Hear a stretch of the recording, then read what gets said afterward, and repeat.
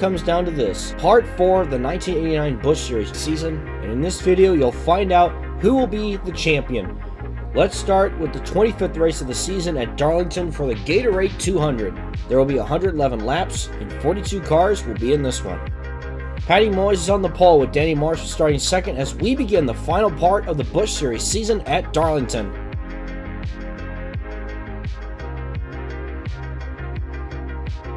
Patty Moyes would lead the opening laps, but by lap 30, Danny Marshall would find himself out in front with Tim Richmond in second and Rob Moroso in third. Richmond will be running the rest of the races on the Busch Series schedule while racing in some selected cup races to help film for Days of Thunder. Lap 49, Rob Moroso takes the lead and Patty Moyes would follow suit. Moroso came down pit road for green flag pit stops on lap 53. And then on lap 55, Bobby Hillin Jr. went to rejoin the track and he runs into Tim Richmond. Tommy Ellis couldn't slow down in time and he slams into Hillin as well. This would bring out the caution. Danny Marshall would lead the field to the restart on lap 60, and then on lap 77, it is a three-way battle between Marshall, Moyes, and Moroso. Lap 81, Jay Fogelman gets turned by Mark Martin to bring out the caution. Then things get a lot worse and cars go spinning and crashing, a huge mess.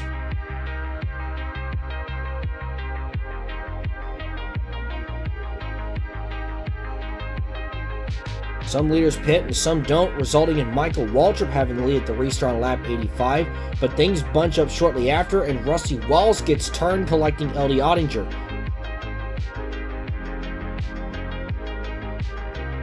Waltrip and Jimmy Spencer would pit during the caution, and then on the next restart on lap 90, Rob Moroso now leads the way with Sam Ard in second. With 12 laps to go, Sam Ard was able to get around Rob Moroso, and Sam Ard would go on to win once more at Darlington. Ard loves coming to Darlington, and he is so happy that he could get another win here. Sam Ard is your winner, Rob Moroso second, Harry Gant third, Jack Pennington fourth, Randy LaJoy fifth, Brandon Baker sixth, Mark Martin seventh, Jack Ingram in 8th, LD Ottinger 9th, and Tommy Houston rounds out the top 10. Speaking of Tommy Houston, he has a 236-point lead over LD Ottinger.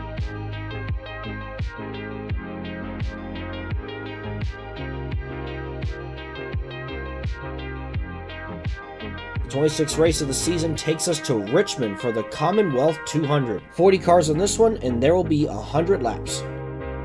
Kenny Wallace is on the pole with Rob Moroso starting second as we go racing at Richmond.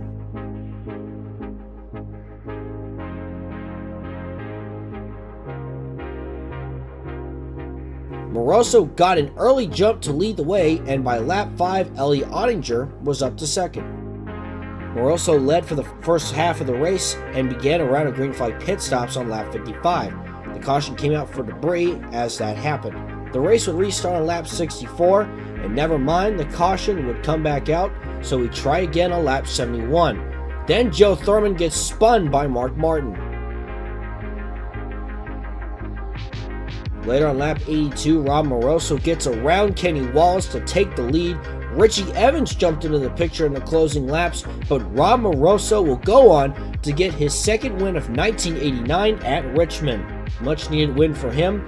Richie Evans in second, Kenny Wallace third, Tim Richmond fourth, Jack Ingram fifth, Bobby Hamilton sixth, Danny Marshall in seventh, LD Ottinger 8th, Tommy Houston 9th, and Harry Gant rounds out the top 10.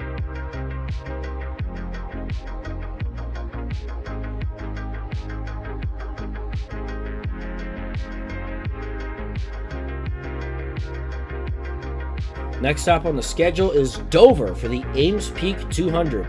39 cars are entered, and there will be 125 laps. Patty Moyes gets another pole, and Tim Richmond starts next to her as we go racing at Dover.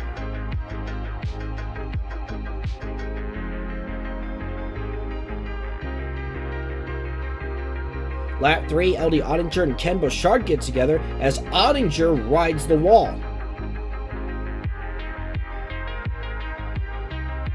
Some early pit stops were made, but Patty Moyes continues to lead at the restart on lap 8. One lap later, Moyes suddenly has a mechanical issue with her car, handing the lead over to Grant Adcox. Then on lap 16, Jeff Burton gets into Jim Sauter, sending Sauter into the wall to bring out a caution. Grant Adcox continues to lead at the restart on lap 21. Then on lap 25, it's time for the Dover halfpipe as Tom Peck turns Bobby Hamilton, and Hamilton goes over and lands on all fours. Michael Waltrip and Ken Bouchard go spinning as well.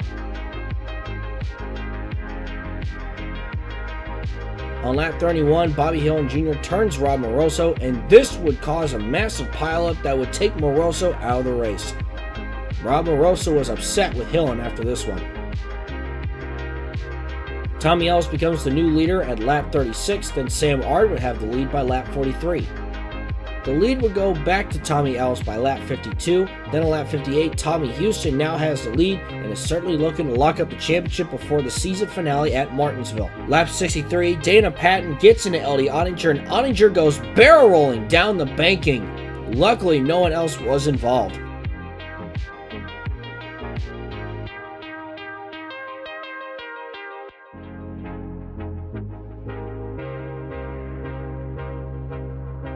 On the restart on lap 68, Tommy Ellis now leads after pit stops with Houston in second. Lap 72, Tim Richmond and Dale Earnhardt get together and Earnhardt goes spinning. Looks like a rivalry has been reborn, folks. Ellis continues to lead at the restart on lap 79. Then on lap 86, Ken Schrader and Steve Grissom get together to bring out yet another caution. Ellis continues to lead at the restart on lap 91, and from that point on, the dust at Dover settled, and in the end, it was Tommy Ellis getting his second win of 1989 at Dover. Tommy Houston finished second, Danny Marshall in third, Jack Ingram fourth, Sam Ard fifth, Harry Gant sixth, Brandon Baker seventh, Dana Patton eighth, Billy Stanrich in ninth, and Tim Richmond finishes in 10th.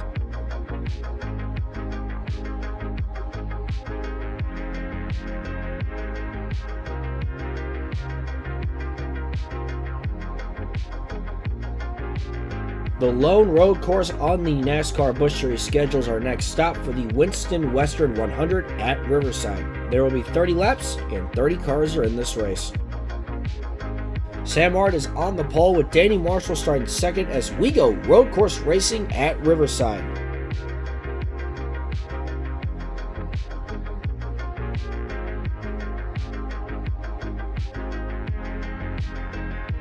Marshall took the lead right at the start, and early on in the race, it looked like one last hurrah for this old Busch Series rivalry between Sam Ard and Danny Marshall.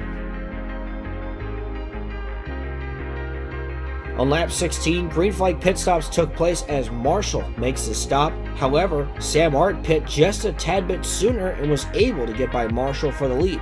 Lap 18, Elton Sawyer comes to a stop on the track, and that will bring out the lone caution of the race. The race restarts with 11 to go with Sam Ard still leading. Danny Marshall tried everything he could to get around Sam Ard, but it won't be enough, and Sam Ard will win at Riverside. He is having one heck of a swan song season. Danny Marshall is second, Tim Richmond third, Darren Brassfield in fourth, Grant Adcox fifth, Rob Moroso sixth, Sorrel Vandermeer in seventh, Dick Johnson eighth, LD Ottinger ninth, and Paul Newman, driving for Rick Hendrick, finishes in 10th.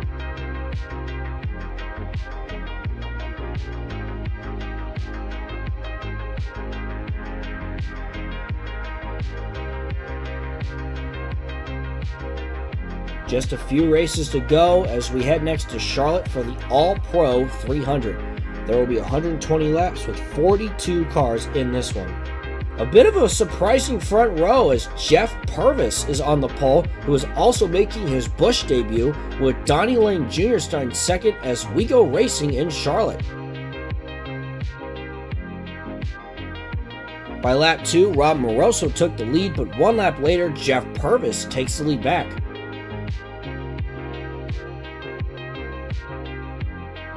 During green flag pit stops on lap 32, Robert Presley gets turned by Mark Martin, causing a caution.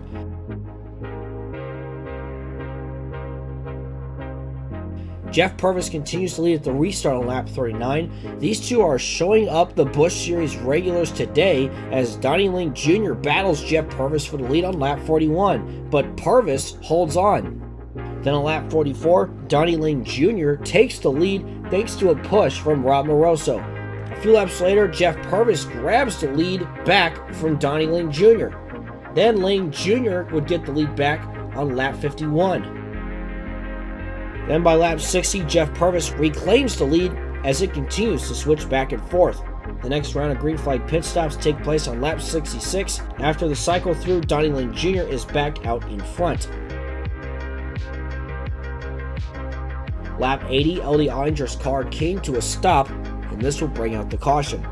Jeff Purvis takes the lead back on lap 85 on the restart, and after pit stops, trouble on lap 92 when Dale Earnhardt gets into Darrell Waltrip, and this causes a pileup that collects Tommy Ellis, Robert Presley, and Randy Baker.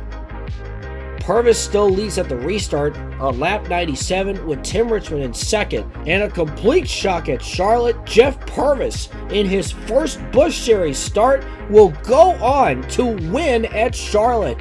What an upset! Not only that, but you see that Jeff Purvis won. Jack Sprague also making his first Busch Series start, finishes in second.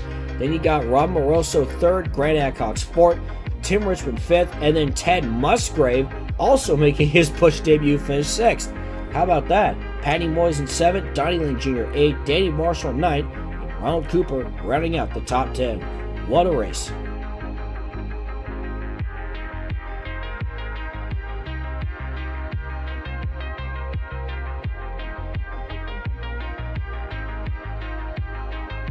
It's the second to last race of the season as we head to Rockingham, North Carolina for the AC Delco 200. 40 cars and 148 laps in this race. And as a side note, due to their fantastic performances at Charlotte, Ted Musgrave and Jeff Purvis will run in this race as well.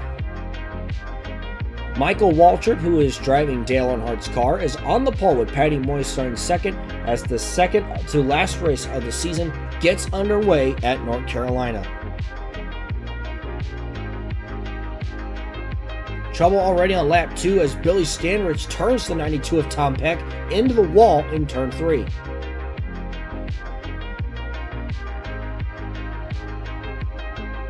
The race restarts on lap 7 with Waltrip still leading. Patty Moyes would end up taking the lead on lap 27 thanks to lap traffic. On lap 43 during green flag pit stops, the caution comes out when Bobby Labonte went to pit on the backstretch and collided with Ted Musgrave. Patty Moyes continues to lead at the restart on lap 49, and then on lap 80, Patty Moyes was struggling to get around lap traffic, and guess who it is? Jeff Purvis. He takes the lead from Moyes as they were coming to the caution. The caution was for debris. Purvis continues to lead at the restart on lap 84, and then lap 87, Patty Moyes fights back to take the lead from Purvis. Lap 119, Patty Moyes comes down pit road for the final round of green flag pit stops. Moyes would end up in second, giving the lead to Rob Moroso. Lap 129, Patty Moyes has made the hard charge, and she will get by Rob Moroso for the lead. And history has been made, ladies and gentlemen. This is going to be a massive day for NASCAR moving forward. Patty Moyes will get the win at North Carolina, making her the first ever female winner in NASCAR Busch Series history. Patty Moyes is your winner. Jeff Purvis continues to impress. He finishes in second. Rob Moroso third. Donnie Lane Jr. fourth. Eddie Ollinger fifth. Danny Marshall sixth. Harry Gant seventh. Kenny Wallace eighth. Tom Peck ninth. And Michael Waltrip rounds out the top 10. And it's safe to say, heading into the season finale, Tommy Houston has locked up the 1989 Busch Series Championship.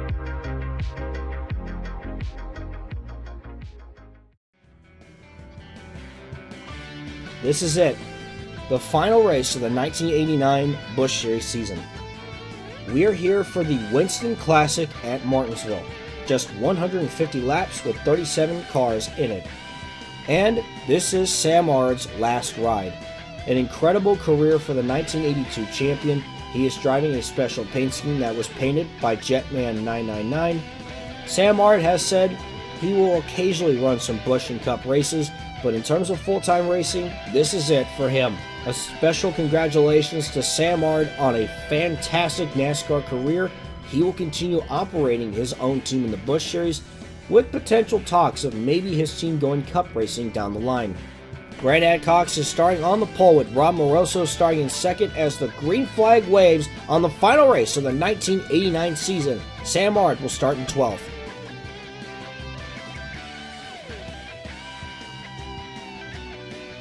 Lap 3, Jack Ingram turns Jeff Purvis to bring out the first caution of the day.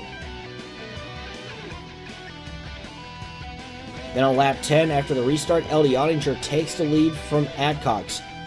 Ottinger and Adcox battle side by side for the lead for the next few laps. Then on lap 67, Rob Moroso nearly turns Eddie Ottinger, but saves it as Ottinger is able to hold on for the lead. Trouble on lap 94 as Bobby Hamilton blows an engine, ending his day and season early. Rob Moroso leads after the restart. 11 laps to go, and Eddie Ottinger now leads as he wants to close out the season with a win. But the caution would come out after Jeff Purvis got into Elton Sawyer, spinning out Sawyer in turn 2. However, Eddie Ottinger would finally get a win in the final race of the season, and he'll go on to win at Martinsville. Rob Moroso finished second, Larry Pearson in a one-off finished third, Danny Marshall in fourth, Tim Richmond fifth, Grant Adcox sixth, Kenny Wallace seventh, Tommy Ellis eighth, Richie Evans ninth, and Robert Presley rounds out the top 10. And here we are, folks. Let's take a look at the final top 10 in standings from the Busch Series season. Let's start with 10th. This driver had quite the breakout season. He picked up 4 wins. He had 6 top 5s and 12 top 10s, as well as 5 pole awards. Perhaps if he had been a little bit more consistent, this driver could have been a contender for the championship. So he's going to be one to watch in the Busch Series next season. So with that, finishing 10th in the standings, the driver of the number 63 Pontiac, Chuck Bound. This driver has quietly come onto the Busch Series scene in the past couple of seasons, and this year was his best season yet. He got his first career win, as well as 8 top 5s, 12 top 10s, and 2 pole awards. With a grand total of 3,929 points, driver of the number 56 Buick, Ronald Cooper. Finishing 8th in the standings, he's still got it. He picked up a win at the Motor Mile, getting 6 top 5s and 14 top 10s, and with a grand total of 4,014 points, the driver of the number 11 Chevrolet, Jack Ingram. Finishing 7th in the points, we just talked about him. This driver had an incredible swan song season, one that will surely never be forgotten. He had 5 wins, 11 top 5s, and 16 top 10s, as well as a pole award. With a grand total of 4,030 points, the driver of the number 00 Oldsmobile, Sam Ard. Once again, congratulations to Sam Ard on an incredible racing career. Moving on to 6th in the standings, this driver picked up a couple of wins with 9 top 5s and 18 top 10s, as well as 3 pole awards. And finishing off with a grand total of 4,107 points, the driver of the number 99, Tommy Ellis. A great season for Tommy Ellis. Let's now move into the top 5. This driver finished 5th in the standings, only picking up a win. I would have thought maybe he would have picked up a few more than that, but still a very solid season. He picked up 11 top 5s and 20 top 10s, 5 pole awards, and with a grand total of 4,111 points. Driver of the number 85 Marshall Motor Chevrolet, Grant Adcox. A very successful season for him. It is anticipated he'll be back in this ride in 1990. Finishing 4th in the standings, he picked up a couple of wins early on in the season, and he pretty much had a solid season from there on out. He had 10 top 5s and 16 top 10s with 2 pole awards, finishing back from just 207 points from the lead, a grand total of 4,216 points. The driver of the number 36 Pontiac, Kenny Wallace. Rusty's younger brother is showing some good strides, and I'm sure he'll continue that next season in 1990. Finishing third in the standings, this driver got a win at the final race of the season at Martinsville, picking up 11 top 5s and 22 top 10s. He ran very consistently all season long with 2 pole awards as well. With a grand total of 4,219 points, the driver of the number 2, L.D. Ottinger. Your runner-up in the point standings. This driver was a heavy favorite to win the championship at the start of the year. He picked up 2 wins with 14 top 5s and 19 top 10s with 2 pole awards. However, this driver had a summer slump that ultimately would cost him the championship. He was able to make up for it in the last bit of the season, but at that point it was too little too late for this young man. He was just 92 points shy of the championship. With a grand total of 4,331 points, the driver of the number 25 Oldsmobile, Rob Moroso, it is anticipated he'll be making a move to the Cup Series in 1990. And finally, as it pretty much looked like it for most of this season, this driver was pretty much way too consistent for the rest of the field. With 4 wins, 13 top 5s, 20 top 10s, an average finishing position of 9.32, and your 1989 Busch Series champion with a grand total of 4,423 points, the driver of the number 6 Southern Biscuits car, Tommy Houston. A huge congratulations to Tommy Houston, well deserving of the championship, and a congratulations to everyone else on a great season as well.